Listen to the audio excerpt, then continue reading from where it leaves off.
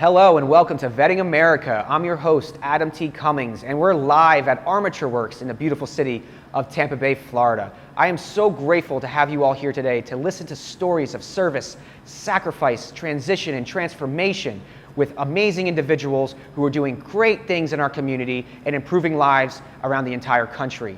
I'd be so grateful if you could continue to support us by first visiting our YouTube channel and subscribing, and then also to visit us at vettingamerica.com to learn more about our mission, to learn more about our purpose, and to learn more about the resources and organizations that are out there improving lives in the veteran and military space. Let's jump right into it.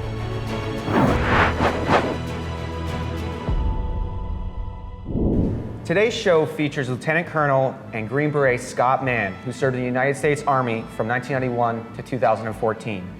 He's currently the founder and storyteller-in-chief of A Hero's Journey, which helps warfighters and their families tell their stories post-military service.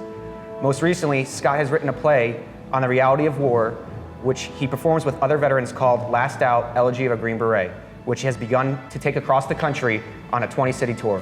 Thank you so much for coming on the show, Scott. Thanks for having me, Adam. So, we've met a few times now, and of what I gathered, you seem to be a man full of passion, pride, compassion, and empathy. Were you always like this? And was this who you were before you joined the Army? Based on that bio you just read, I'm also very old. I mean, it's like, holy crap. Is that why you didn't give me the years? Oh my God.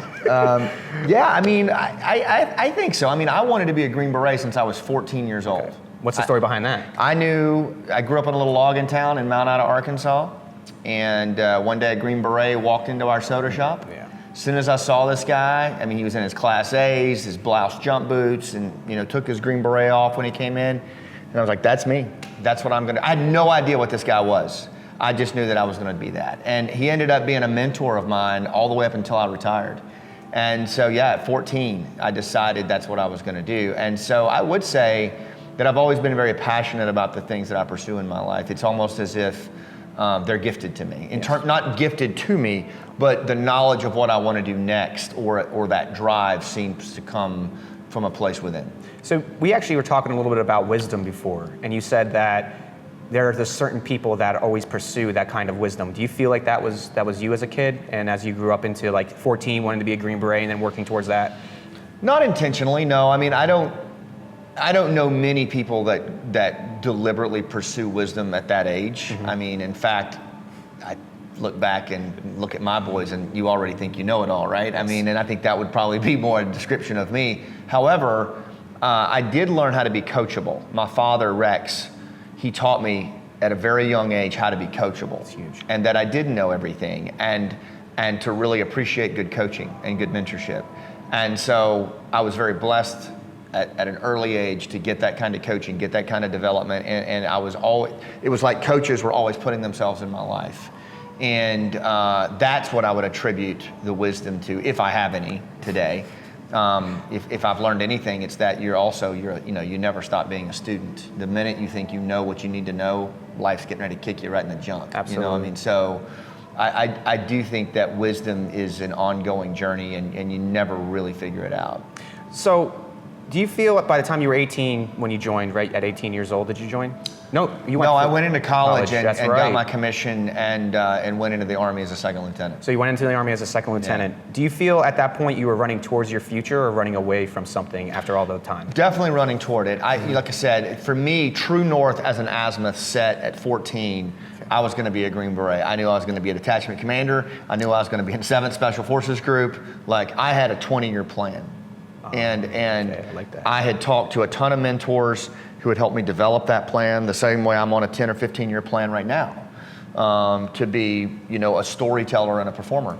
So yeah, I was running towards it. I didn't have all the tools or all the knowledge that I needed, but I did have a plan, and I did have an azimuth. Mm-hmm. And that was enough, and I had the fuel, the passion. So you spent the first 5 years of your career not in the Green Berets. Right. Tell us a little bit of that story. Tell us a little bit about how you went from just being a normal officer in the Army, however you want to call a normal officer in the Army, right, into becoming a leader of leaders and a leader of warfighters. Yeah, first of all, I was not happy when I was in the regular Army. I was the worst I was the world's worst junior Army officer. I sucked. I was terrible. And it was because I wasn't where I wanted to be. Yes. Not only was I not in Special Forces yet, I had been branched into logistics, Quartermaster Corps. And I didn't want that. I wanted to be an infantryman. So I spent the first couple of years in the Army, going to every hard school I could, Ranger School, Air Assault School, Jump Master School, and I made it. But at the same time, I also had kind of this victim mindset where I had been given, I'd worked so hard and I'd been given this really crappy outcome, and poor pitiful me. And it nearly took me out. Yep. I crawled inside a bottle, I partied way too hard, and so busy feeling sorry for myself that I almost lost the path. But, grace of God, I got back on it and made it through selection just in the nick of time. Yes. And got back on the path. And once I got in Special Forces, I'm not kidding you, Adam, the day I tried out and I showed up at selection, I was grinning from ear to ear. In the play where Danny Patton is grinning and the sergeant says, "What the hell are you smiling?" That was me. Yeah. Because I knew it was the fact that I had made it. I couldn't believe I was still alive. Mm-hmm. And the fact that I was there, I knew I was never going home. So from a lot of storytellers like David Goggins, who talks about the Green Beret training he's been through, we all know it's not for the faint of heart. Right. So what were some of the things off the bat that you excelled at during that training, and what were some weaknesses you had to overcome to become the Special Forces warfighter and leader that you were always meant to be? So, great question. First of all, a lot of people get Green Berets confused with Navy SEALs, Army Rangers, and that kind of thing, Marine Special Ops. Green Berets are, they are a combination of Jason Bourne, Lawrence of Arabia, and the Verizon guy, right? I mean, they are relationship-based connectors who just happen to be lethal. So the specialty of a Green Beret is to parachute in below the noise, connect at exactly the right spot with a village elder, and then immerse themselves in the language, the culture. They literally get surrounded on purpose with just like 12 guys, build relationships, and then they help the little guy stand up against the big guy. Okay. So it's important that people, whereas a Navy SEAL or an Army Ranger, they're gonna go in on a target, take that target down with extreme surgical lethality, and then come off the target, right? So Green Berets do some of that, but their real specialty is by, with, and through indigenous people. Wow. I loved that. Yeah. I loved everything about that, the whole Lawrencian aspect of that, this notion of working with folks who were on the outside or who were minority populations or oppressed. Our motto, free the oppressed, it really resonated with me. So all of the interpersonal skills that are required to be a Green Beret, building rapport, establishing connections, relationships, mobilizing people to stand up and take action. It was made for you. I fell in love with it the second I got into it. Because it takes war fighting to a whole nother level. When, again, what I'm learning in the last couple years of my life is to choose compassion over aggression, to choose love over hate, and it's harder to choose those things. And I can only imagine what it's like to be by yourself in the middle of a place around people that don't want you there, don't really like you, and you're there having to set up relations, and seeing you act out your play and basically act out your life and what you've been through. It was really special, and it touched my heart because the amount of love and compassion you had for those people was evident in that play. Though it was a fictitious play, the way for you it was real, and you were reliving that experience. Yeah, the story was certainly real. And the other thing that you hit upon is as a Green Beret, you've got to be ready to take care of business. That Jason Bourne aspect of you do need to have surgical lethality. In fact, Special Forces has had more killed in action post 9/11 than all of the other Special Operations Forces combined. And the reason is because they are embedded in these local populations, working with the very people who the insurgent or the outside bad actor needs to survive. Yes. So you're basically threatening their overall stability, and so naturally they're going to come for you with all 4 feet. So as a Green Beret, you do need, yes, these very strong interpersonal skills. You need to be able to create vulnerability with someone very different than you, but you also need to be able to take care of business. And I think that's true for today's leaders, right? Absolutely. I think I think that's why it resonated so much with me. What I had trouble with, though, I would say what I had trouble with on a lot of levels were some of the technical skill sets required to be a Green Beret. For example, long-range navigation, land navigation. I'm good at it now, but at the time I really struggled with it, and it created a lot of anxiety with me because I got recycled, and that sucked. getting recycled and wondering if your dream's going to come true. So give us a synopsis of your Special Forces career, because I've read about 7 or 8 countries where you operated in. Yeah. So tell us a little bit about what 18 years in the Green Berets is like for Scott Mann. It went so fast. It started out at Fort Benning, Georgia, Benning School for Boys, like a lot of, and now I guess it's Benning School for Boys and Girls, because we have ladies coming into special ops now. So, but it started there, and then I went to Panama as a lieutenant. Did 3 years there, fell in love with Latin America, and then went to selection, got selected, got my Green Beret, and then worked in 7th Special Forces Group pretty much my whole career. I was very fortunate as an officer to have spent 10 years in 7th Special Forces Group. It is unheard of. Yeah. And so as an officer, I commanded multiple times as a Special Forces team leader, a company commander. And then even on staff, I was deployed to Latin America, Colombia, Peru, Ecuador during the 90s, which was a pretty sporty time to be working in the Andean Ridge, a lot of counter-drug operations. And then then when 9/11 hit, focus on Afghanistan, and really you were either in Afghanistan or getting ready to go back. And I did multiple tours there, did a lot of work with Afghan tribes, and towards the end of my career helped put in place a program known as Village Stability Operations, or Afghan local police, where we worked with local Afghan tribes to stand up on their own against the Taliban. And I wrote a book about it called Game Changers that's still in a lot of play today at Fort Bragg. They're using it in Afghanistan and other places. And it was a cool way to end my career by focusing on that bottom-up approach and writing a book about it, because now my oldest son is on the same path to become a Green Beret. And hopefully, we figured out a few things from our mistakes that will help him. Absolutely. I believe that to be true, especially watching the play and how you even threw that in there. It's in there. It's in there. It's pretty incredible. Talk to us a little bit about a defining moment in your Special Forces career that really sticks out in your head as something that was really life-changing for you. Wow, that's a great question. Because there's a lot, probably. Yeah, there's plenty of moments like that where, and I would say that's true for all of us, right? We have these defining moments, but I'll go to one for me that was pretty significant, and the defining moment was when I failed the course and I was looking at a recycle. Yes. For me, that was one of those things where, like, am I going to stay on this path, or am I going to go another path? Absolutely. And looking at failure, and looking at all these years of dreams and work and sweat, and now I'm looking at failure, right? And whether or not I'm going to continue, for me, that was a hugely defining moment. And it also, the reason I say it was defining was years later when I went to combat, and I found myself in really crappy situations where we were losing men or people were hurt, and I was having to make decisions. It was actually having dealt with that deep failure that I drew from in those moments. It was not so much the training. Of course it was, but at an emotional level where I had to dig deep, it was how I had dealt with that failure all those years ago when I thought I was going to be kicked out of the course. Absolutely.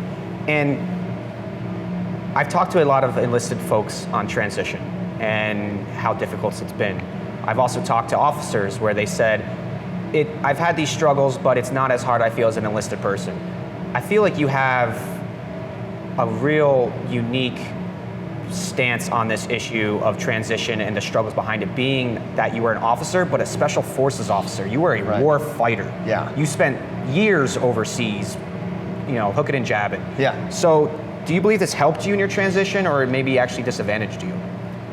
So in the beginning, it didn't. And in today, now it does. Okay. And I'll tell you what I mean by that. When I got out of the military, I retired, right? So I did it very much on my terms. It was, my dad had always told me, when you stop loving it, you'll know it's time to leave. And I did. I woke up one morning, I still loved the men, I still loved the missions, but I looked around at the headquarters I was in, the bureaucracy, and I was like, yep, I'm done. You probably know that feeling. Absolutely. So, yeah, I made a plan. I got my stuff together. I had real estate. My brother and I do commercial real estate. I had a book ready to write. I had a retirement pension, in place. I had contract offers to be a contractor. It was set. I'm not kidding you, Adam. Within 48 hours of taking off those desert boots and putting on the Tampa Bay flip-flops, the snakes in my head started squirming. And I felt like I was on a different planet. I still lived in Tampa, still had my family, but everything shifted. Everything was different. You know, my kids were walking around on eggshells. Mom, what's wrong with Dad? What's going on? My wife didn't know what mood I would be in on what day. And I didn't even know who the hell I was. You know, and on the surface, it looked great. Had a contracting job, writing a book, you know, kind of living the dream. Making good money, had a job. So all of the things that you hear today, people talk about transition, I had them. But yet, I was going dark. To a point that my first year in transition, I didn't know if I was going to come out on the other side of it. I had some thoughts about where my life was going to end up that it's almost embarrassing to talk about today. But I thought about checking out, you know, and that was the darkest it got for me. And then I met a guy named Bo Eason, who is a professional storyteller, former NFL football player. This guy was on stage speaking, and he told a story about him blowing his knee out as a San Francisco 49er free safety, then carrying him off the field, and he said, if I don't find something to do, I'm gonna go to prison, because the only thing I know how to do is hit people. And I thought, that's me. That's me. And so I immediately started following this guy and connecting with him. He ended up being a mentor, and he showed me how to use storytelling to connect to my miles and my scars and my past, to your miles, and bridge that gap into the current world, and to use narrative as the vehicle to come home. I love it. It saved my life. It did. And I became a professional storyteller, a speaker, a playwright, an actor. Did you ever think that any of these things was... Are you kidding me? I just finished up a sequence in LA where I'm embodying an animal. Well, I guess my boys will know now that, yes, I did that, right? All my special forces brothers are gonna be like excommunicating me. Yep. But all of that stuff is part of storytelling. It's all in how you express your physicality, your intention, your availability. And when you do that, as Bo Eason says, people can't look away from you, right? You own the room, you're relevant, and that's what I want. So storytelling, and I learned all that in Special Forces, having to make connections with villagers, build relationships. I had forgotten it. So that's what I meant by long term. It saved me. And now I'm on a mission to help other veterans see the power of narrative and storytelling in their life, and civilians. I know your wife, Monty, has always been a boulder for you. I mean, in the play, you talk about her. On all the interviews, you talk about her. What you guys have is something very special, and a lot of people can take a lot from that. But how was she able to help you in your transition? Were there tools for her? Did she struggle? Did she go through her own transitional blues? Because a lot of times we don't talk about the fact that military spouses go through the same things that veterans do. They're very underserved, they're very unacknowledged. But I feel what you're doing with this play has given them almost a platform to be heard. And I want you to talk a little bit about her transition with you and how you guys were able to help each other through it. So I love talking about Monty, because I mean, like, you talk about marrying up, I married up. This woman has been with me for 24 years, my entire career, you know, she's been with me.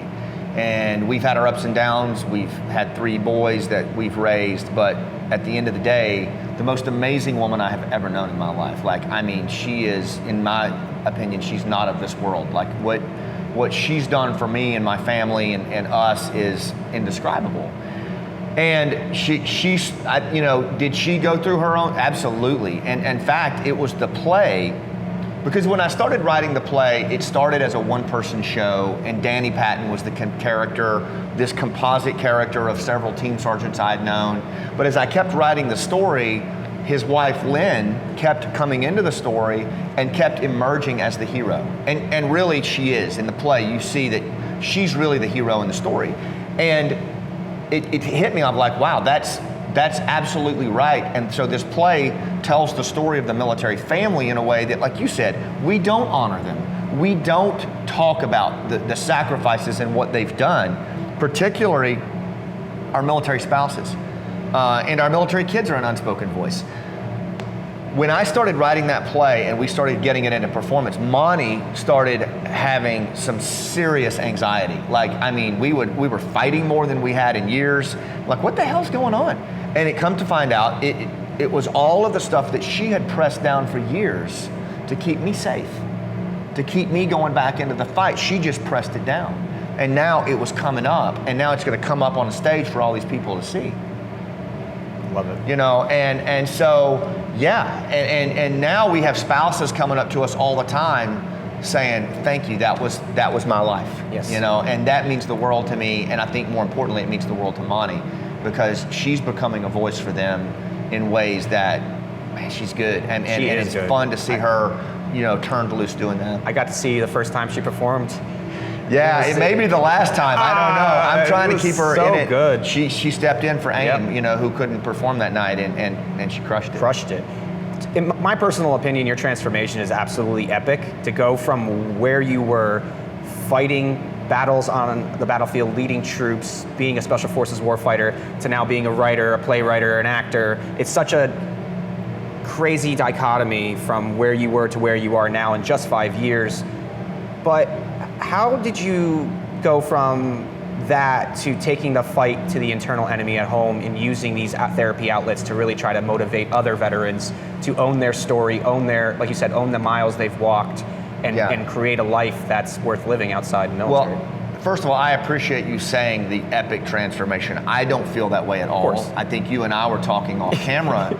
You were saying something to the effect of, like, you know, you still feel all the things that you did in the Marine Corps, managing multiple aircraft and, you know, millions of dollars of equipment, you know, you still feel vulnerable. You still feel like you're trying to figure it out. That's exactly how I feel. Yep. You know, for all of the things that I've done post-military, and some of them have been, I guess, reasonably successful in the eyes of whatever metrics people use today, but I still feel like half the time I don't know what the hell I'm doing.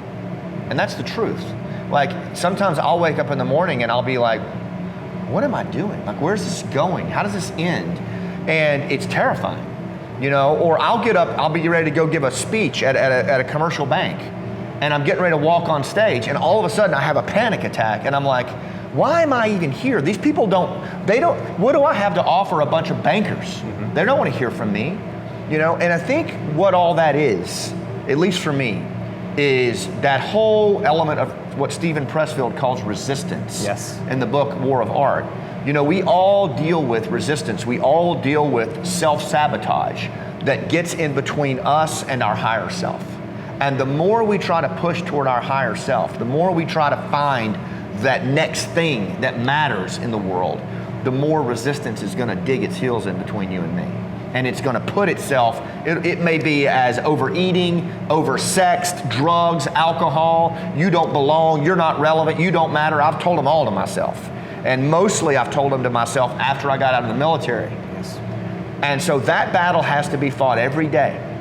And it doesn't matter how successful you are, or how many plays you write, or how many speeches you give, or how many decimals or, you know, zeros are on the right side of that dollar, or on the decimal point, left side. It doesn't matter, because resistance is going to show up every day and try to put itself between you and your higher self. So what are some of the tools, strategies, therapies, and resources you've come to know and trust? What are some of the rituals you employ every day that you were just talking about?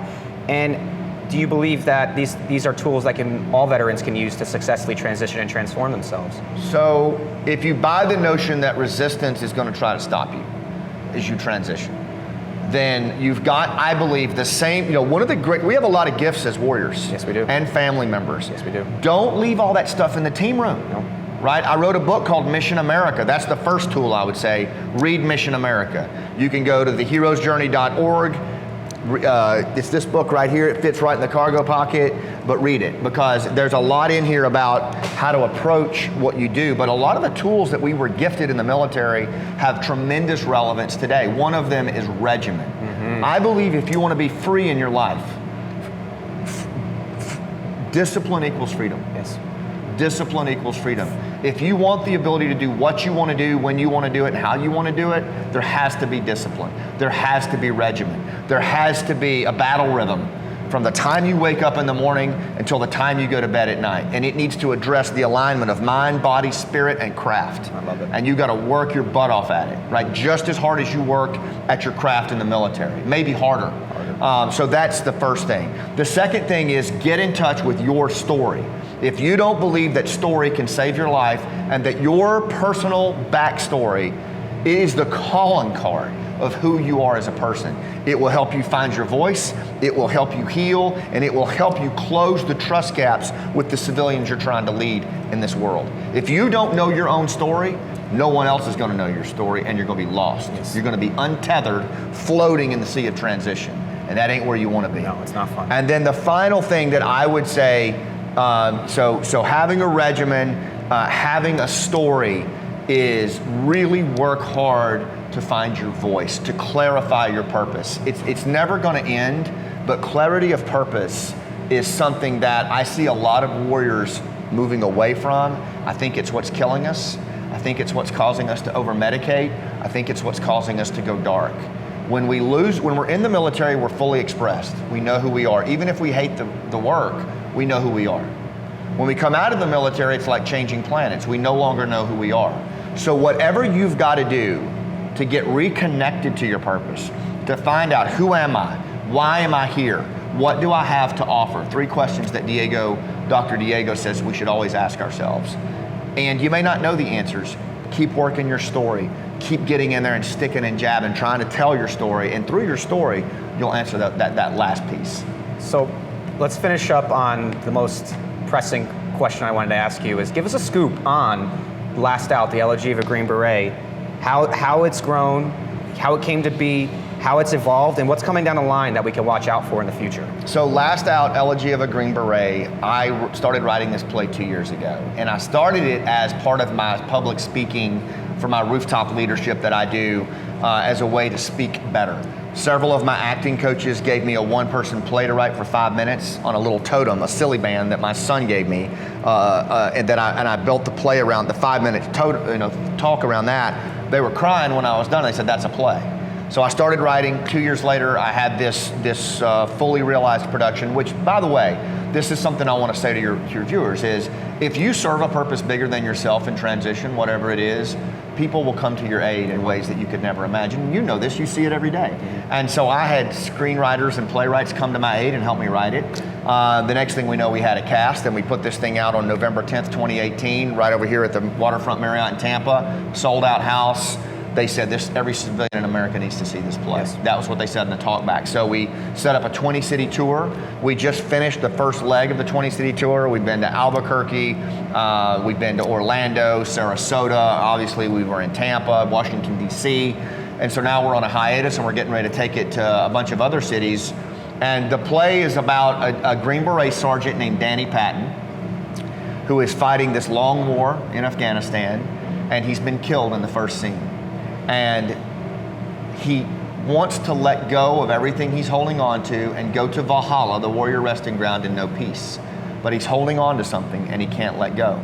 So some buddies of his come down from Valhalla, and they take the shape of the people who made his heart pump the most blood in his life, so that he can go back through his life and figure out what he's holding on to, let go, and know peace. And in doing that, the audience is taken on an 85-minute white knuckle ride through the life of a warrior and his family, and what it feels like to go down that road. And at the end of it, civilians, veterans, warriors, gold stars are all at the same place, feeling that journey. And that, I believe, is what's necessary for us to move forward as a nation, to move forward as veterans, to have that common feeling. We can thank people for their service all day long, but when you feel that visceral, what it feels like to lose a friend, or go to war, or say goodbye to your wife or your child, or to hear your son say, "Dad, I'm joining up." Yeah. And I felt that. That's what this play does. So lastoutplay.com, we're going all over the country. There's talk about it becoming a movie. There's talk about it going off Broadway. There's talk about it becoming a streaming series. Right now, with our 4 cast members who are all veterans and family members of the military, we're just trying to stay true to the story. We're trying to help as many civilians as possible see this story and validate the journey of our warriors and our veterans and their families as we go community to community. That's what we're focused on. Our nonprofit, The Hero's Journey, is putting it out there. If it goes bigger, great, but right now we're just focused on helping communities understand the cost of war. Thank you so much. If you can just talk to the crowd and ask and give them your credentials, basically, how do we find you on social media? How do we watch some clips of the play? How do we get more information about Scott Mann and Elegy of the Green Beret?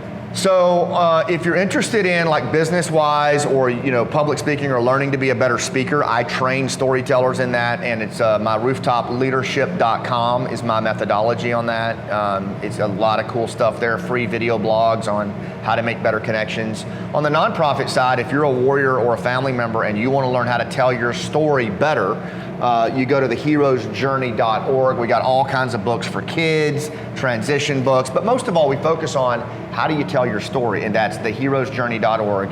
And then finally, the play, Last Out, is traveling all over the country right now. If you haven't seen it, you need to see it. It's going to end its run in 2019, and it's gone. And then it's, you need to see this play. It's a story that's never been told and a voice that's never been heard. And you can go to lastoutplay.com. You can see where we're going. You can buy your tickets. You can go to the media page and see all the trailers and the cool TV interviews. So those are the 3 areas I would tell folks to go. And for our transitioning veterans, no kidding, get this book, Mission America. It will really help you transition. Thank you so much, Scott, man. Lieutenant Colonel, Green Beret, warfighter, hero, now changing people's lives every day. Thank you so much for coming on the show and telling your story. Oh, absolutely. I really appreciate you. And that wraps up another edition of Vetting America. I'd like to thank everyone at home. Thank you so much.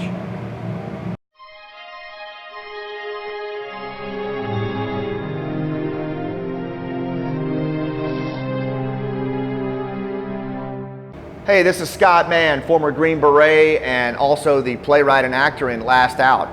And I'm inviting you to subscribe to Vetting America on YouTube, where you can see my interview and a ton of other cool interviews. I'll see you there.